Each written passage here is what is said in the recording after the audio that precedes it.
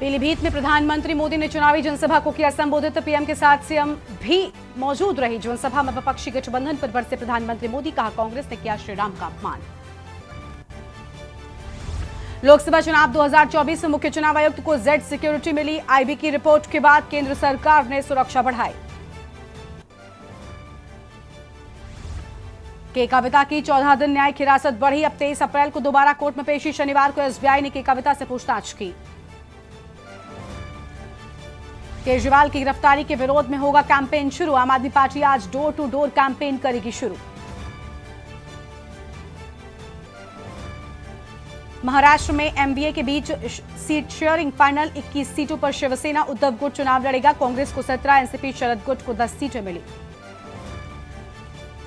रामनवमी पर होगा रामलला का सूर्य तिलक। तीसरी मंजिल पर लगाए उपकरणों का ट्रायल पूरा। 100 एलईडी स्क्रीन से अयोध्या में होगा प्रसारण। आप देख रहे हैं के न्यूज, खबरों का सारथी। नमस्कार, देश की बात में आप सभी का स्वागत है। मैं हूं आपके साथ गरिमा बाजपेयी। बुलेटिन की शुरुआत करेंगे, लेकिन उससे आगे बढ़ते हैं खबरों की ओर। लखनऊ से खबर आपको हम बताते हैं। लखनऊ से अहम जानकारी, जहां पर खनिज भवन में लगी भीषण आग और गोखले मार्ग स्थित खनिज भवन में आग लग गई। आग लगने से खनन विभाग में मची अफरा तफरी। हजरतगंज के खनन विभाग गोखले मार्ग की ये पूरी घटना है। तो लखनऊ से खबर आपको हम बता दें, जहां पर आयोग के निर्देश पर पुलिस की कार्रवाई की बात सामने आई है।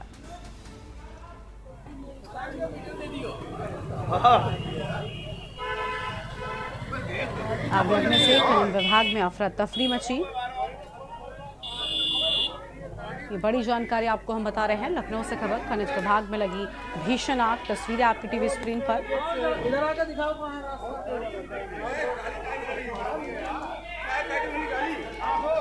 एक्सक्लूसिव तस्वीरें आपको हम दिखा रहे हैं के न्यूज इंडिया पर। खनिज भवन में भीषण आग लगी है। लखनऊ से खबर, खनिज भवन में लगी भीषण आग।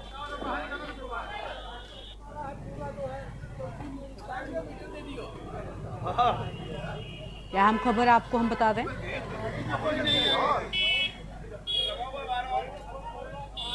खनिज भवन में भीषण आग लगने से मचा हड़कंप। तस्वीर आपके टीवी स्क्रीन पर। किस तरीके से यहाँ पर कोई तरीके से धू कर जलती हुई ये बिल्डिंग आपको नजर आ जाएगी। एक्सक्लूसिव तस्वीरें के न्यूज इंडिया पर आपको हम दिखा रहे हैं। खनिज भवन में भीषण आग लगने से मचा हड़कंप।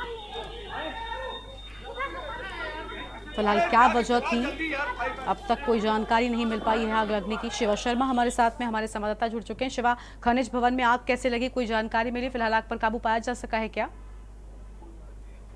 देखिए गरिमा, अभी सोर्स आग का तो पता नहीं चल सका है, लेकिन लखनऊ के हजरतगंज बेहद ही पॉश इलाके में खनिज विभाग की बिल्डिंग है।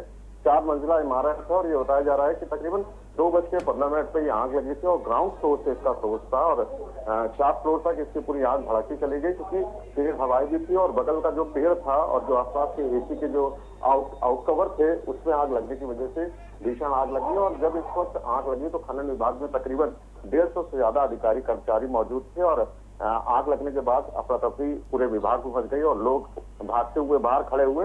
गनीमत यही रही कि आग की चपेट में कोई नहीं आया, लेकिन आग से काफी नुकसान जरूर हुआ है। लेकिन जो तमाम अफसर हैं फायर ब्रिगेड से आए हुए हैं, उनका कहना है कि जांच की जाएगी और खनन विभाग में जो आग लगी है उसका सोर्स भी तलाशा जाएगा।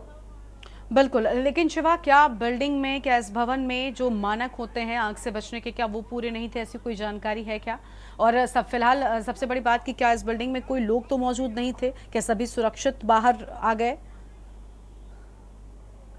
देखिए, मानक की अगर बात की जाए तो बिल्डिंग के अंदर मानक पूरे थे। फायर फाइटिंग के जो सिस्टम्स थे वो पूरे लगे हुए थे और उसी की वजह से बहुत कम समय में इस आग पर काबू पाया गया। हालांकि दमकल विभाग की 4 गाड़ियां मौके पर आई थी। खुद लखनऊ के चीफ फायर ऑफिसर यहाँ पर मौजूद थे और तमाम जो पुलिस के अधिकारी थे वो मौके पर पहुंचे थे। साथ ही साथ इस जब बिल्डिंग में आग लगी तो तकरीबन 170 के आसपास जो कर्मचारी अधिकारी थे वो उस वक्त मौजूद थे, यहाँ पर काम कर रहे थे। लेकिन एकाएक जब आग लगी तो लोगों के मन में जरूर डर था कि आखिरकार जब आग लगी है तो एग्जिट का रास्ता क्या होगा, वो लोग भागेंगे किधर से। लेकिन जो जीने का रास्ता था वो पूरी तरीके से साफ था। लिहाजा बिल्डिंग की जो दाहिनी तरफ का जो पूरा हिस्सा था वो जल गया है, लेकिन कुछ हिस्सा जो भागने के एग्जिट के लायक बचा था वो फिलहाल पूरी तरीके से सुरक्षित था। इसलिए कोई भी व्यक्ति इस आग की वजह से क्षतिपूर्त नहीं हुआ है, किसी को भी कोई चोटें नहीं हुई है। लेकिन खनिज विभाग में इस तरीके से आग लगना कहीं ना कहीं एक जांच का विषय जरूर है और दमकल विभाग के अफसर इस बात को पता लगाने की कोशिश करेंगे कि आखिरकार आग कैसे लगी थी और उसका प्रारूप क्या था। शुक्रिया शिवा आपका अधिक जानकारी साझा करने के लिए। तो यह अहम खबर आपको हम बता दें, जहां पर आप तस्वीर देख सकते हैं, खनिज भवन में भीषण आग लग गई। हालांकि सही वक्त पर इस आग पर काबू पाया जा सका है। और यह अहम खबर आपको हम बता रहे हैं, जहां पर खनिज भवन में भीषण आग लगी। लखनऊ से खबर, भीषण आग लगने से हड़कंप मचा। हालांकि अब तक क्या वजह थी ये स्पष्ट नहीं हो सकी है। आग लगने से खनन विभाग में मची अफरा तफरी।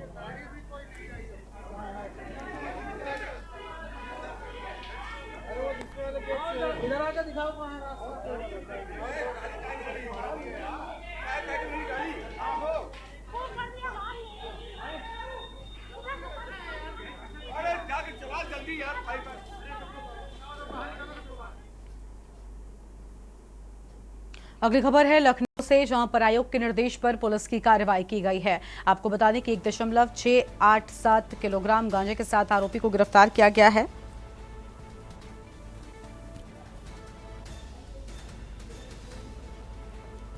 और यहां जानकारी आपको हम बता रहे हैं, चुनाव शांतिपूर्ण कराने की तैयारी को लेकर अलर्ट।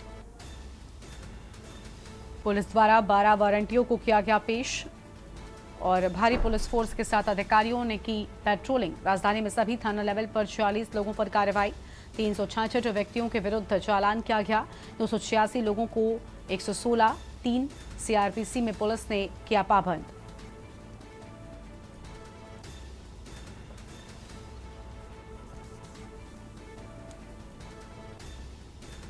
लखनऊ से खबर आपको हम बता रहे हैं, बड़ी जानकारी लखनऊ से ही 1.687 किलोग्राम गांजे के साथ आरोपी को गिरफ्तार कर लिया गया है।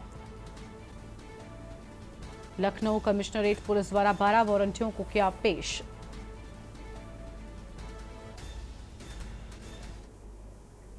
अगली खबर एटा से है, जहां पर पति की मौत के बाद पत्नी की मौत हो गई। पिछले 4 दिन से बीमार था पति राजू, एक हॉस्पिटल में चल रहा था उपचार। पति की मौत के 4 घंटे के बाद पत्नी ने तोड़ा दम। पति पत्नी की मौत गांव में बनी चर्चा का विषय।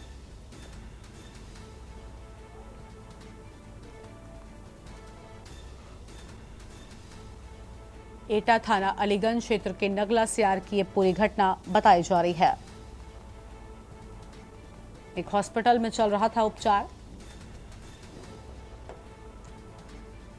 पति की मौत के 4 घंटे के बाद पत्नी ने भी दम तोड़ दिया। पति पत्नी की मौत गांव में चर्चा का विषय बनी हुई है।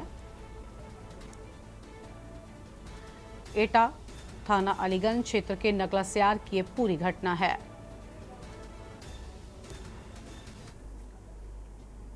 आगे बढ़ते हैं खबरों की ओर। रायबरेली से अगली खबर आपको हम बताते हैं, जहां पर केंद्रीय मंत्री स्मृति ईरानी के बयान पर पलटवार। कांग्रेस के राष्ट्रीय प्रवक्ता अभय दुबे ने दिया जवाब। बड़ी जानकारी आपको हम बता दें, आतंकी संगठनों से सहयोग लेने के आरोप पर पलटवार की बात सामने आई है।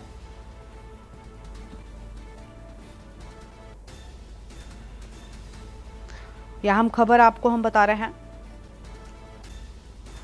स्मृति ईरानी ने गृह मंत्री के फैसले पर ही उठाई उंगली। स्मृति जी डरी हुई हैं, अमेठी से हार तय है, यह अहम बातें सामने आई हैं। आतंकी संगठनों से सहयोग लेने के आरोप पर पलटवार की बात सामने आई है।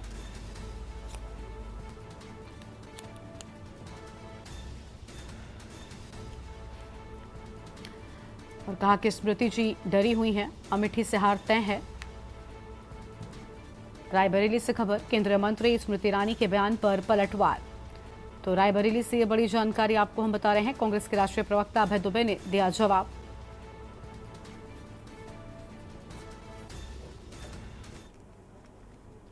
और अब आगे बढ़ेंगे खबरों की ओर। अगली बड़ी जानकारी आपको बताते हैं, डीडवाना लोकसभा चुनाव को लेकर चुनावी तैयारियां जोरों शोरों पर हैं। इसी क्रम में भारतीय जनता पार्टी हर वर्ग के मतदाताओं को साधने में जुटी हुई है। इसके तहत भाजपा नागौर देहात के जिलाध्यक्ष गजेंद्र सिंह ऑडिट ने तस्लीम आरिफ मुन्ना को भाजपा अल्पसंख्यक मोर्चा का जिला संयोजक मनोनीत किया है। जिलाध्यक्ष ने तस्लीम आरिफ को नियुक्ति पत्र प्रदान करते हुए लोकसभा चुनाव को मद्देनजर रखते हुए अल्पसंख्यक वर्ग में पार्टी के हित में काम करने के निर्देश दिए हैं।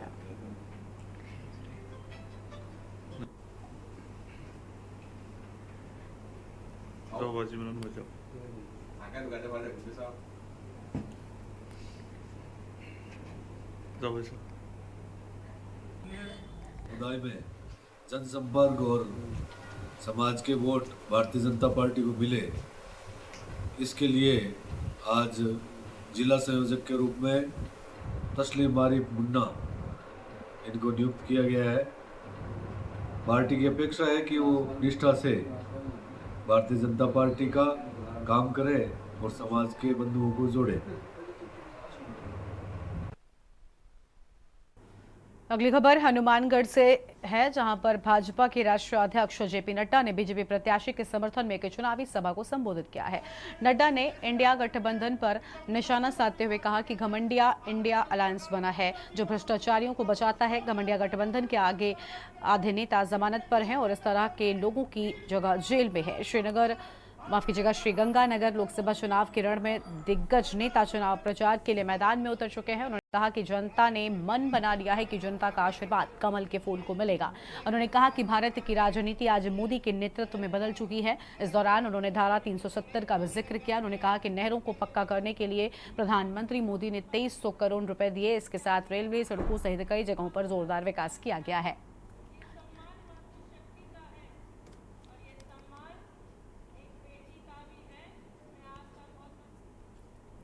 और अगली खबर भी हनुमानगढ़ से ही है, जहां पर श्रीगंगानगर लोकसभा क्षेत्र में भाजपा प्रत्याशी प्रियंका बिलान के समर्थन में उप मुख्यमंत्री प्रेमचंद बैरवा ने संगरिया में जनसभा को संबोधित किया। जनसभा में उप मुख्यमंत्री प्रेमचंद बैरवा ने केंद्र सरकार की उपलब्धियां गिनाई तो वहीं विपक्ष पर जोरदार हमला भी बोला है। जनसभा के बाद पत्रकारों से बातचीत करते हुए उप मुख्यमंत्री प्रेमचंद बैरवा ने कहा कि केंद्र की मोदी सरकार ने देश में प्रत्येक वर्ग के लिए चहुमुखी विकास किया है। इस दौरान डिप्टी सीएम ने दावा किया कि उन्होंने पूरे राजस्थान का दौरा किया है और भारतीय जनता पार्टी राजस्थान की सभी 25 लोकसभा सीटों पर चुनाव जीत रही है और नरेंद्र मोदी लगातार तीसरी बार देश के प्रधानमंत्री बनेंगे।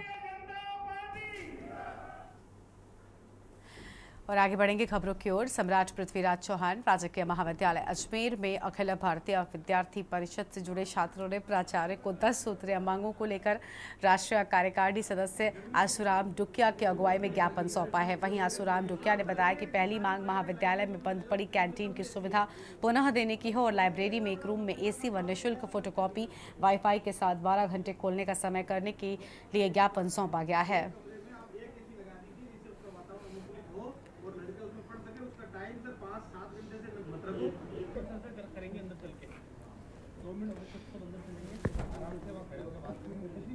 भारत माता की जय। हमारी मांगे पूरी करो। शाहबाद की डेहा कॉलोनी में संदिग्ध परिस्थितियों में एक युवक की मौत हो गई। दरअसल कॉलोनी वासियों के घर में गंदा पानी काफी समय से आ रहा है।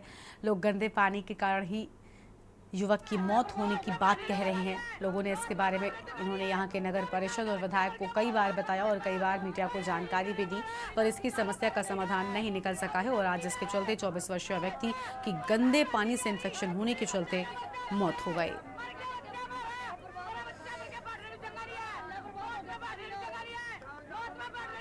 पानी की समस्या है, पानी भरा हुआ इनके घरों में। उसके बाद उसको जो पार्षद है उसको बुला के इनकी समस्या का हल करवाएंगे और इनकी समस्या कोई डेथ होगी है इनके पानी की वजह, गंदे पानी की वजह। अभी इनसे बातचीत कर लेता हूँ, जो इनकी समस्या है वो पूरी सुनकर और इनकी बातचीत होकर सारी इनकी समस्या का हल। यहाँ पर रुकते हैं, छोटे से ब्रेक के लिए लौटेंगे। ब्रेक के बाद आप सभी का स्वागत है। खबर है यमुनानगर से, जहां पर यमुनानगर में CIA की टीम ने देसी माल्टा के 300 बोतलों के साथ एक पिकअप को पकड़ा है। गुप्त सूचना के आधार पर CIA को सूचना मिली थी कि कन्हैया साहब चौक पर चेकिंग के दौरान जब इस पिकअप को चेक किया गया तो इसमें से 300 बोतल देसी माल्टा की बरामद की हैं। जबकि CIA ने ड्राइवर से इस शराब के कागजात मांगे तो कागजात नहीं मिल पाए, जिसके चलते CIL ने इस गाड़ी को अपने कब्जे में ले लिया। वहीं कार ड्राइवर को इन्वेस्टिगेशन के लिए बुलाया गया है। CIL ने एक्साइज एक्ट के तहत मुकदमा भी दर्ज कर लिया है। ये कल हमें दिन में इन्फॉर्मेशन मिली थी जिसके बेस पे कन्हैया चौक में एक गाड़ी को रोका गया, जिसमें से लगभग 300 पेटी शराब थी जो देसी थी मार्का। ये जब इसको चेक किया गया तो ड्राइवर के पास सफिशिएंट डॉक्यूमेंट्स नहीं थे, तो जिसके बेस पे एक्साइज डिपार्टमेंट को बुलाया गया, उनसे सारी रिपोर्ट लेके FIR दर्ज की गई। तो सर गाड़ी में कितने लोग सवार थे? एक ही बंदा सवार था, वो ड्राइवर था, उसको इस बारे में ज़्यादा चीज़ों का पता नहीं था। बाकी इन्वेस्टिगेशन अभी जारी है, जो भी उसके बाद होगा वो उसमें मुलजिम अरेस्ट कर लिया जाए। सर कौन से मार्का की कितनी मात्रा में शराब बरामद की? ये 300 पेटी है, EV माल्टा है, ये देसी शराब है। कहाँ से आ रही थी सर? ये बता तो L1 से रहे हैं, बट आगे इन्वेस्टिगेशन में जो भी डॉक्यूमेंट्स हम अभी एक्साइज डिपार्टमेंट से सभी से कलेक्ट करके बाकी कार्रवाई आगे करेंगे। यमुनानगर के लघु सचिवालय के बाहर आज भारतीय किसान यूनियन ने प्राइवेट स्कूल संचालकों की मनमानी व लूट खसूट के विरोध में धरना प्रदर्शन किया है। भारतीय किसान यूनियन के प्रांतीय प्रवक्ता इस दौरान मौजूद रहे।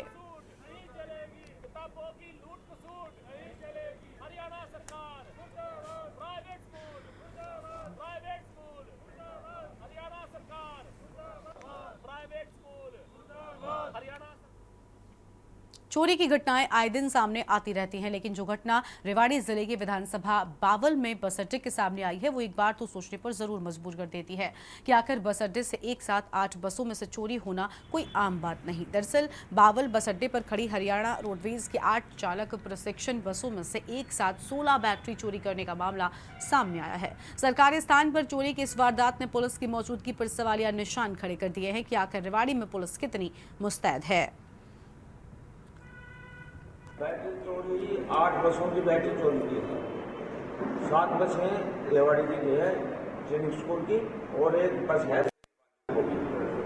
तो यहाँ पे कितने कैमरे लगे गए हैं? क्या 12 कैमरे लगे हुए हैं और एक चौकीदार था। रात को चौकीदार बुलाया गया है, उससे पूछताछ की जाएगी और अपने ड्यूटी के साहब बुलाए गए हैं। ड्यूटी का समय क्या है उनका सर? ड्यूटी का समय उनका शाम को 6 बजे से सुबह 6 बजे तक। क्या ड्यूटी पर मौजूद था वो? मौजूद था, सुबह गया 6 बजे। कैमरे हैं 12, तो 12 में कितने चालू हैं आपके? अब वो तो चेक करने के लिए बुलाया गया है प्रोग्राम बनेवाड़ी से, वो चेक करके बताएगा।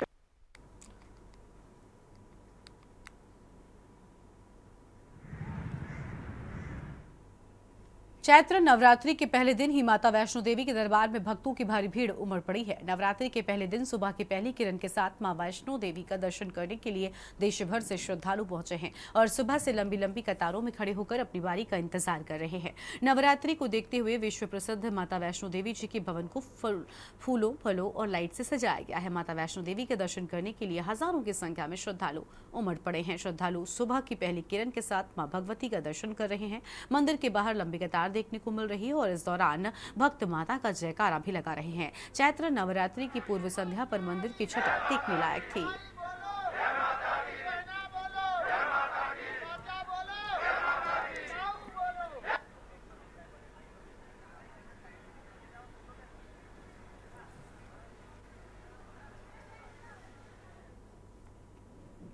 मंगलवार को दाऊदी बोहरा समाज ने 30 रोजे मुकम्मल करने के बाद ईद उल फितर मनाई। सेफीनगर मस्जिद में हुई मुख्य नमाज के बाद समाजजनों ने एक दूसरे को गले मिलकर बधाई दी है। समाज के मुजहर हुसैन सेठ जीवाला ने बताया कि सुबह 6:30 बजे ईद की विशेष नमाज खुतबा आमल साहब की मौजूदगी में हुई। इसके बाद खुशी की मजलिस हुई और साथ ही समाज के लोगों ने एक दूसरे को मुबारकबाद दी है। इस अवसर पर इंदौर लोकसभा के कांग्रेस उम्मीदवार अक्षय वम ने बोहरा समाज को बधाई दी एवं खुतबा आमल साहब से मुलाकात की है।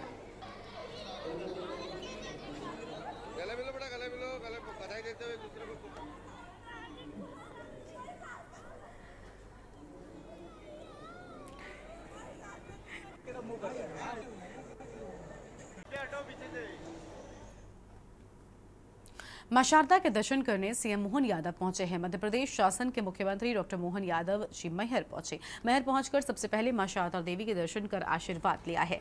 मध्य प्रदेश शासन के मुख्यमंत्री के इस अवसर पर डिप्टी सीएम राजेंद्र शुक्ला, प्रतिमा बागड़ी, सतना सांसद गणेश सिंह, मैहर विधायक श्रीकांत चतुर्वेदी अन्य भी उपस्थित रहे हैं। मां शारदा के दर्शन करने के उपरांत मैहर के घंटाघर चौक में चुनावी सभा को भी उन्होंने संबोधित किया है।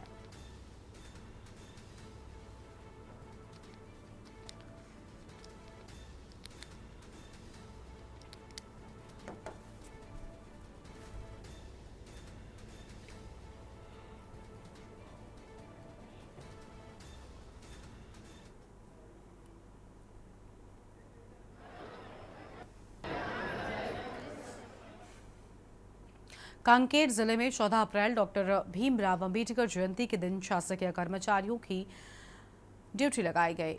लोकसभा निर्वाचन में प्रशिक्षण ड्यूटी लगाई गई है।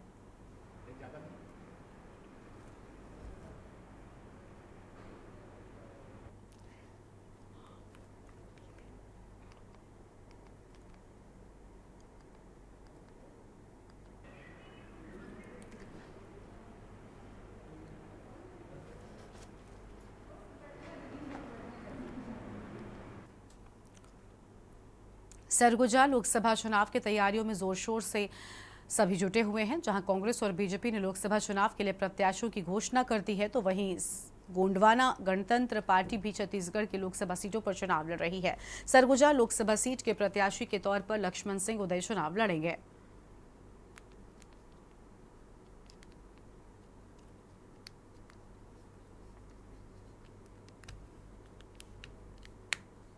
तैयारी फिलहाल हमारी ओर से पूर्ण रूपेण है, जो राजनीतिक दल का होता है।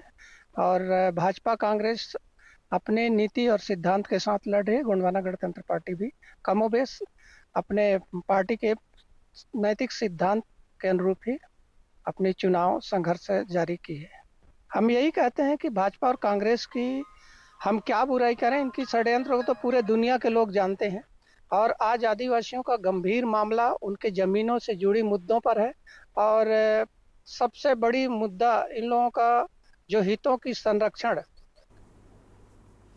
लोकसभा चुनाव आम आदमी पार्टी के लिए आसान नहीं होगा। आम आदमी पार्टी दिल्ली के मुख्यमंत्री अरविंद केजरीवाल के स्वास्थ्य और जल्द रिहाई को लेकर हवन पूजन अर्चना की जा रही है। आम आदमी पार्टी के जिला अध्यक्ष राजेंद्र बहादुर ने कहा कि अरविंद केजरीवाल को गलत तरीके से फंसाकर जेल में दाखिल किया गया है, जिसे लेकर के अंबिकापुर सहित पूरे प्रदेश में आम आदमी पार्टी के कार्यकर्ता और पदाधिकारियों के द्वारा हवन पूजन कर उनके स्वास्थ्य के लिए और उनके जल्द रिहाई के लिए दुआ की गई है। इसके साथ ही आपको बता दें कि चुनाव में हार के डर से उन्हें फंसाकर जेल दाखिल कर दिया गया है। ऐसी बातें भी कार्यकर्ताओं की ओर से कही गई हैं। देश भर के जितने भी आम आदमी पार्टी के कार्यकर्ता हैं, प्रत्येक जिले प्रत्येक विधानसभा में अपने अपने जगह पर अरविंद केजरीवाल जी के गलत तरीके से जो जेल में भेजा गया है और उनकी लगातार स्वास्थ्य जेल में गिरते जा रहा है, इसको ध्यान में रखते हुए हम लोगों ने माँ दुर्गा से मन्नत मांगा है कि जल्दी जल्दी उनकी रिहाई हो और जल्दी से स्वस्थ भी हो जाए। उनको बहुत गलत तरीके से एकमात्र किसी गवाह के बोल देने से उनको गलत तरीके से जेल भेज दिया गया है। ऐसी परंपरा रही तो आने वाले समय में किसी को भी एक गवाह के माध्यम से इतने बड़े जनप्रतिनिधि जिनको करोड़ों लोगों ने मिलकर चुना है और एकमात्र गवाही दे देने से कि उनको मैं पैसा दिया हूं और जेल भेज देना। और इस बीच दिल्ली से एक खबर सामने आ रही है। दिल्ली से खबर का रुख कर लेते हैं। याचिकाकर्ता, आपको बता दें कि याचिकाकर्ता ने गिरफ्तारी को गलत बताया है। दिल्ली से बड़ी जानकारी आपको हम बता दें, यहाँ याचिकाकर्ता ने गिरफ्तारी को गलत बताया। कोर्ट ने कहा याचिका में हिरासत को चुनौती दी गई है। तो कोर्ट की ओर से अहम बातें सामने आई, जहां पर कहा गया कि हिरासत को चुनौती दी गई। केजरीवाल की याचिका जमानत पर नहीं है। ये बड़ी जानकारी आपको हम बता दें।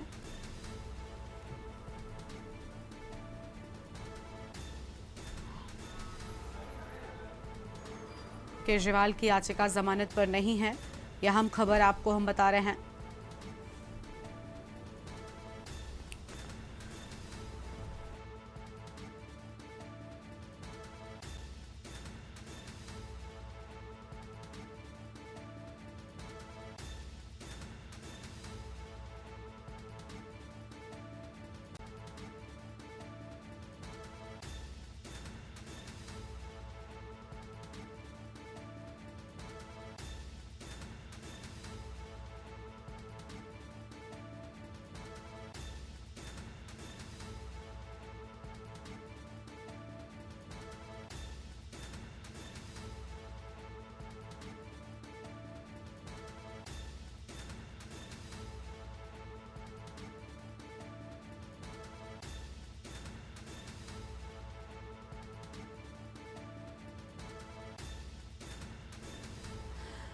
तो ईडी के मुताबिक अपराध में शामिल हाईकोर्ट की ओर से अहम बातें सामने आई हैं, जहां पर आपको बता दें कि दिल्ली से खबर, केजरीवाल की याचिका पर फैसला। दिल्ली से बड़ी जानकारी आपको हम बता रहे हैं।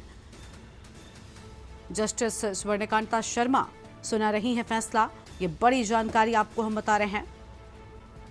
केजरीवाल की याचिका जमानत पर नहीं है, अप्रूव के बयान को लेकर बात, केजरीवाल की जमानत को लेकर यह अहम खबर आपको हम बता रहे हैं। प्रवेश शर्मा हमारे साथ में, हमारे संवाददाता जुड़ चुके हैं। प्रवेश, हाईकोर्ट ने साफ किया कि यह अर्जी जमानत के लिए नहीं है, पूरी जानकारी क्या है? मुश्किलें बढ़ती हुई फिलहाल कोई राहत नहीं लग रही है, ऐसा लग रहा है अरविंद केजरीवाल को कोई राहत नहीं मिलने वाली है फिलहाल।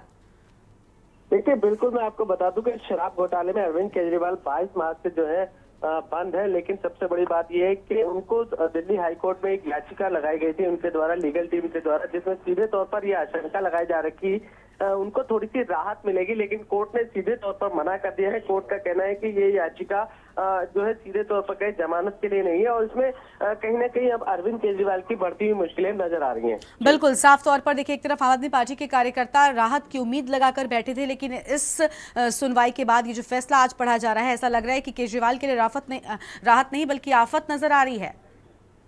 बिल्कुल, देखिए, हाई कोर्ट ने सीधे तौर पर यह कहा है कि अप्रूवर के बयान के दर्ज करने के तरीके पर संदेह करना अदालत और जज पर आक्षेप लगाने के समान होता है और इसमें इतनी जल्दी या किसी प्रकार का जो फैसला है वो देना कहीं ना कहीं गलत होता है। तो अब आप सवाल ये है कि जब ईडी की कस्टडी के बाद वो तिहाड़ जेल पहुंच गए हैं, उन्होंने कोर्ट से उम्मीदें लगाई थी कि उनको राहत मिलेगी, लेकिन कोर्ट ने सीधे तौर पर उनको राहत देने से इनकार कर दिया है। बिल्कुल, और याचिकाकर्ता ने गिरफ्तारी को गलत भी बताया है और जिस तरीके से कोर्ट में जो चीजें सामने आ रही हैं उससे लग रहा है कि फिलहाल कोई राहत नहीं मिलेगी। यानी चुनाव की तारीखों की अगर हम बात करें उससे पहले आम आदमी पार्टी के कार्यकर्ता ऐसी उम्मीद लगाकर बैठने की शायद राहत मिल जाए, लेकिन फिलहाल आज की जो सुनवाई है, आज जो चीज सामने आ रही है, जो फैसला सुनाया जा रहा है जस्टिस स्वर्णकांता की ओर से, उससे तो किसी भी तरह के आसार नजर नहीं मिलते राहत के।